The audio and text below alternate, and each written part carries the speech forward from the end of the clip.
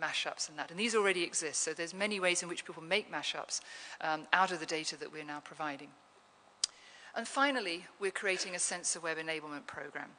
Ultimately, we think that we have to also lift ourselves away from content and really make sure that we can do this together. So we have an initiative. We really do see it covering several standards. We see it's important for many of our member countries. Austria and others are already well down the line on this with us.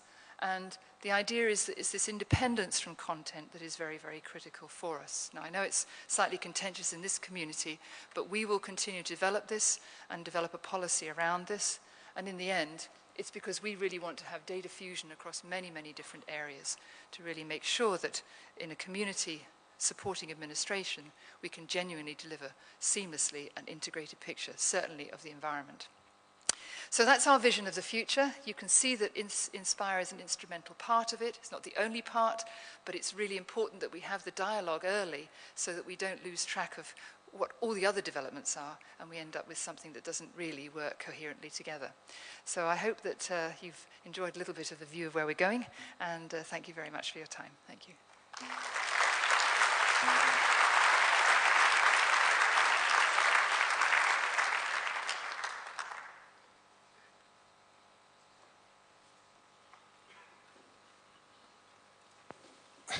Professor McGlade, you never fail to impress me. I felt like a student again, which is very appropriate given the location that we are in.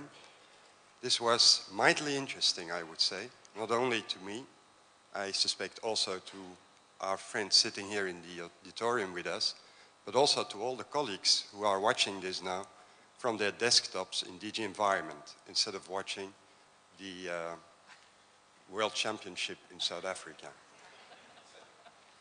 I will never look at a cloud anymore the way I used to. Thank you for this as well.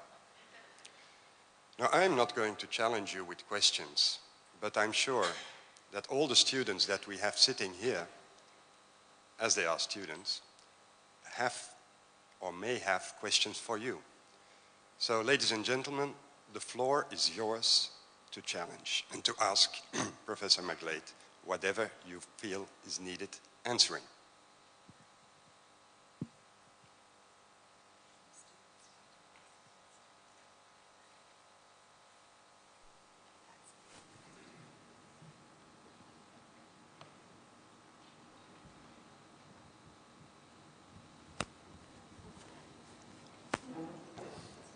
Patience always pays off.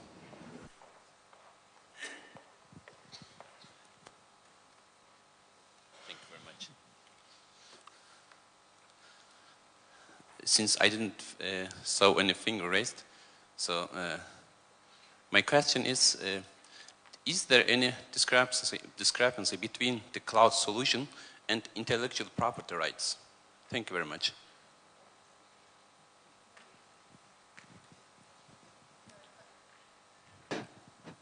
In fact, if you are very careful about how you put material in the cloud, you can even be more secure in defining intellectual property rights, because the way in which you access, it's almost like a marketplace, but the way in which you access it, you can even, if it came to it, put differential pricing within the cloud, so you can detect who is the user.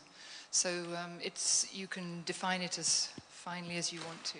And in fact, that is one of the plans. We have a large databasing system which will be launched into the market called Dallas, which will be precisely that, and it will support all of the data uptakes into the cloud for the system that we're using.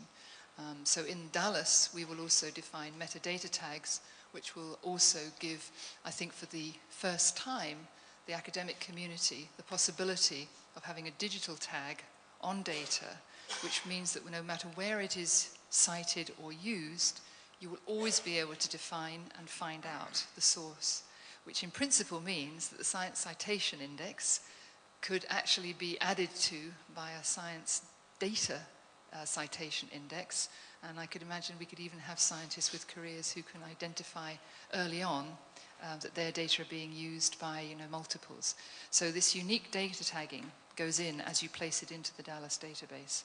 So I think it brings with it an even higher level of authentication, which is what we've always been looking for.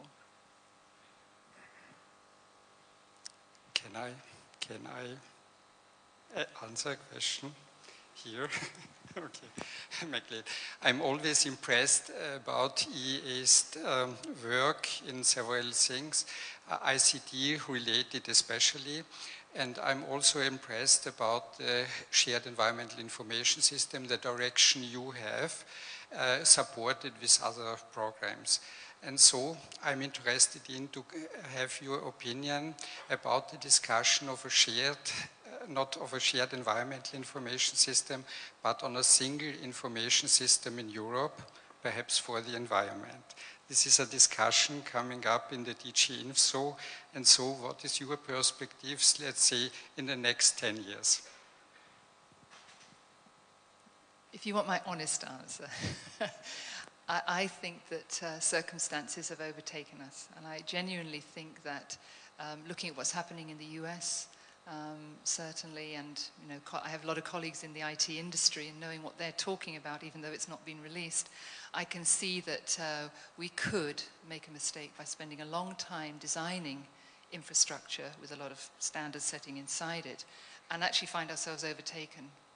And that's not to say that the data that will overtake us is better, but it will, and therefore I, as a preference, would put a lot more effort at the moment into letting the kind of infrastructure discussions go forward in the commercial world and living on what's provided at an economic level.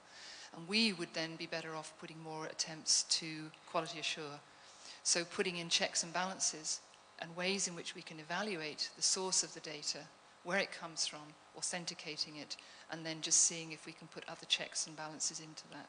So for me, it's the quality assurance of the data flow, rather than trying to build a single system for Europe.